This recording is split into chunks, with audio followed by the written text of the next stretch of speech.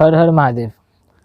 तो आज हम बात करेंगे कि मृत्यु के बाद आत्मा कहाँ जाती है और कैसे वो 84 लाख योनियों में जन्म लेती है, और जो हम खाना खा रहे हैं, जो पानी पी रहे हैं, कहीं वो उनमें भी तो नहीं। तो चलिए आज का टॉपिक शुरू करते हैं।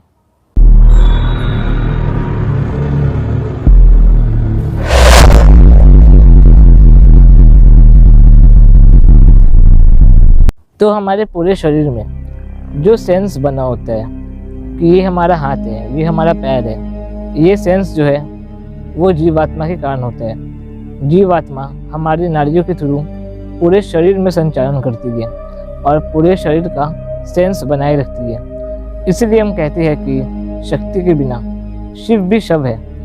तो ये जो जीवात्मा है ये शक्ति है जिससे हम सभी अपनी क्रियाएं करते हैं, क्योंकि इस शरीर में जो आत्मा है वो शिव है और जो जीवात्मा है वो शक्ति है, और जो ये शरीर है वो शिव है।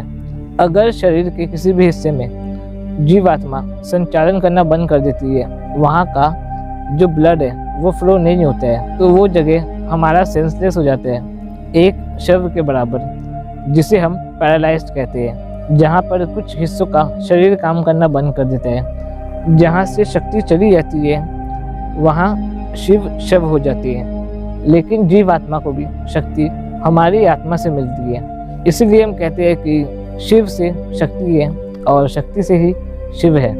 पंच तत्व में जो वायु तत्व है वो हमारे गले से लेकर हमारी नाभि तक प्राण के रूप में स्थित होते हैं, और यहीं से जो जीव है वो अपनी सभी क्रियाएं करती है, और यहाँ पर ही जीवात्मा स्थित होते हैं। जीव का जो स्वरूप है वो मन, बुद्धि, चित्त और अहंकार से मिलकर बना हुआ होता है। इसके ऊपर मैंने एक वीडियो बनाया हुआ है, आप जाकर उसे देख सकते हैं। उसका लिंक जो है वो मैं नीचे डिस्क्रिप्शन बॉक्स में दे दूंगा।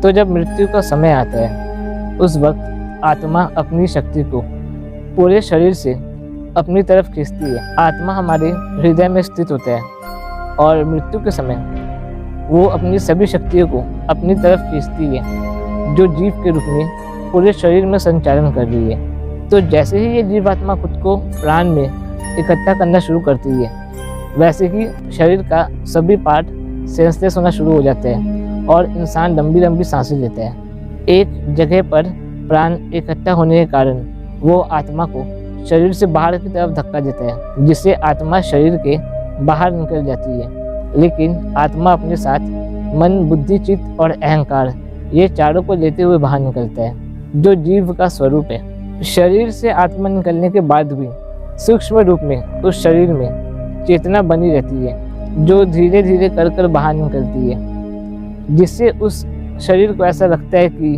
वो स्वप्न देख रहा है, और अपने शरीर को वो जमीन पे पड़ा हुआ देखता है और उसे ऐसा लगता है कि वो स्वप्न देख रहा है। वो शरीर जलने तक वो पूरी कोशिश करता है कि वो खुद को स्वप्न से जगा पाए, लेकिन शरीर जलने के बाद वो पंच तत्वों में लीन हो जाते हैं, यानी कि अग्नि का अग्नि में चला जाता है, वायु का वायु में चला जाता है, आकाश का आकाश में, पृथ्वी का पृथ्वी में। तो इन पंच तत्वों में लीन होने के बाद भी वो खुद को इन सब से अलग समझता है।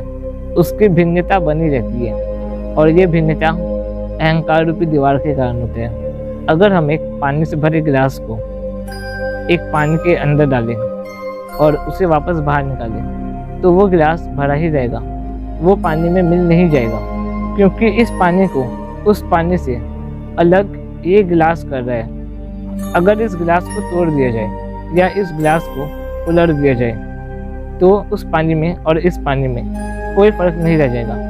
ये फर्क बस इस गिलास के कारण आ रही है। तो इसी तरीके से पंच तत्व में आत्मा जब विलीन हो जाती है, उसके बाद भी वो खुद को उससे अलग दिखता है, और ये अलग दिखने का कारण उसका अंतःकरण है, जो मन, बुद्धि, चित्त और अहंकार से मिलकर बनते हैं। मरे हुए व्यक्ति के घर वाले जो 10 दिन या 13 दिन रिचुअल्स करते हैं, जहाँ पर वो उसके नाम पर उन्हें खाना चढ़ाते हैं, उन्हें पानी चढ़ाते हैं, इन सब चीज़ों से हर एक दिन उस आत्मा का शरीर बनता है।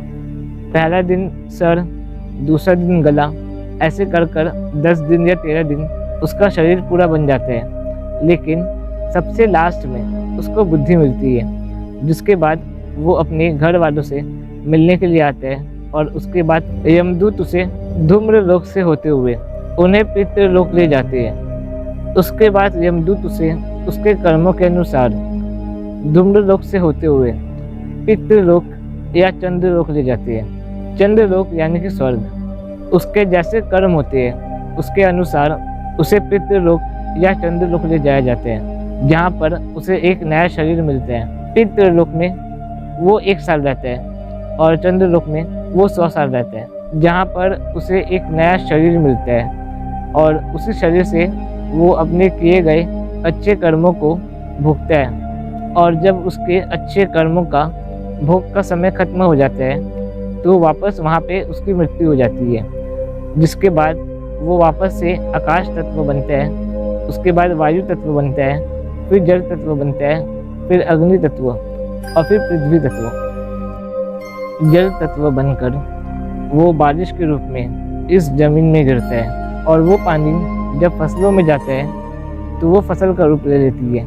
उस फसल से जो हमें अनाज मिलता है, वो अनाज जब हम खाते हैं तो वो वीर्य का रूप ले लेते हैं, जिसके बाद वो एक नए मनुष्य का शरीर धारण करते हैं। अगर वो खाना या पानी किसी जानवर ने खा लिया तो वो जानवर की योनि में जन्म लेते हैं। अगर वो खाना किसी कुत्ते ने खा लिया, बिल्ली ने खा लिया तो वो उसी की योनियों में जन्म लेगा। अगर कोई मछली ने वो पानी पी लिया या खाना खा लिया तो वो उस मछली की योनियों में जन्म लेगा। तो ऐसे ही कर कर हम 84 लाख योनियों में जन्म लेते हैं अपने कर्मों के अनुसार। हम जो खाना खा रहे हैं, जो पानी पी रहे हैं, उन सभी में वो जीवात्मा है जो हमारे शरीर के माध्यम से एक नया शरीर धारण करना चाहती है। इसीलिए हमारे सनातन धर्म में ब्रह्मचर्य को इतना महत्व दिया जाता है। इंसानों के जरिए वो शरीर धारण करती है और महान योगियों के जरिए वो मोक्ष को प्राप्त होती है। ज़रा कभी सोचने की कोशिश करिए कि इस प्रकृति ने आपको कैसे यहाँ फंसाया हुआ है। 99.9% लोगों की चेतना खाने में और संभोग में ही रहती है। इसका रीज़न क्या है? खाने के जरिए वो जीवात्मा आपके शरीर में एंटर कर रही है और संभोग के जरिए वो एक नया शरीर धारण कर रही है। इसीलिए वो जीव वातावरण मिलते ही वो एक लंबी दौड़ लगा देता है, जहाँ पर उसे फर्स्ट आना है और उसे शरीर धारण करना है। हमारे शरीर का जो मूलाधार चक्र है वो जानवर के नेचर का होता है, जहाँ पर उसे खाना पीना, सोना और संभोग उसकी चेतना वहीं पे होती है। इसीलिए हमारे शास्त्रों में कहा गया है कि अपने अंदर की जानवरों की बलि चढ़ा दो। इसका मतलब ये नहीं कि हम किसी बकरे को काट दें, वो हमारे अंदर का जानवर का जो नेचर है उसकी बात कर रहे हैं कि हम जब अपने अंदर के जानवर के नेचर को की बलि चढ़ाएंगे तो ही हम स्पिरिचुअल ग्रो कर पाएंगे। तो जानवर का बलि चढ़ाने का मतलब है कि हमारे अंदर जो जानवर वाला नेचर है, खाना पीना सोना बच्चे पैदा करना, वो कोई जानवर भी कर लेते हैं, हमें उसकी ही बलि चढ़ानी है, क्योंकि अध्यात्म का रास्ता यहीं से शुरू होता है। तो मिलते हैं आपसे अगली वीडियो में। हर हर महादेव।